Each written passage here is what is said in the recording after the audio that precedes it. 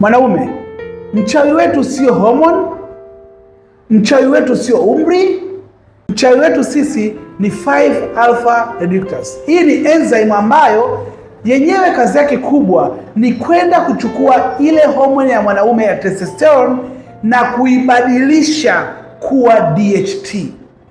DHT ni homoni kubwa au homoni ambayo inafanya vizuri sana kwenye mambo ya mwanaume, kwa maana kwamba DHT ndio ambayo inafanyisha sisi tufanye tendo la ndoa vizuri, inafanyisha sisi tuwe na maumbile mazuri ya wanaume, inaenda kusababisha vitu vingi sisi tufanye tendo vizuri. Yaani DHT ni nzuri kama vile ilivyo testosterone. Ila sasa shida ni kwamba endapo hii DHT itazalishwa kwa wingi sana, na kinachofanyisha izalishwe kwa wingi ni hii enzyme ambayo inaitwa 5-alpha reductase. Hii 5-alpha reductase inaenda kuzalisha nyingi hii homoni ya DHT. Yenyewe inajua kwamba ikizalisha vile mwili unakuwa vizuri zaidi, kumbe ikizalishwa vile haijui kwamba inaenda kutuharibia kwenye tezi dume.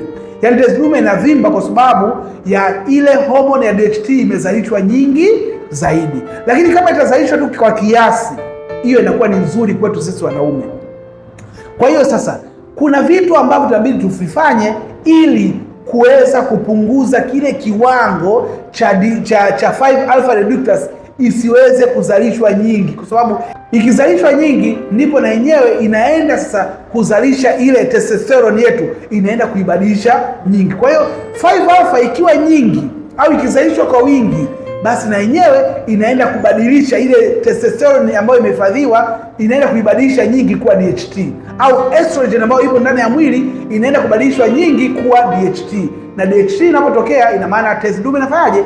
Inaenda kuvimba. Kwa hiyo kuna vitu ambavyo tunabidi tuvifanye ili kuzuia testosterone isiwe nyingi sana au estrogen isizalishwe nyingi sana. Kwa hiyo inabidi tupendelee sana kula vyakula vyenye protein, inabidi pia tupendelee sana kula matunda ambayo yana antioxidant ya kutosha, lakini pia inabidi tule vyakula au vitu ambavyo vina zinc ya kutosha, tufanye mazoezi, tuepushe unene, tuepushe vitambi, tuepushe kukaa tu bila mazoezi yoyote, yani mwili umekaa tu.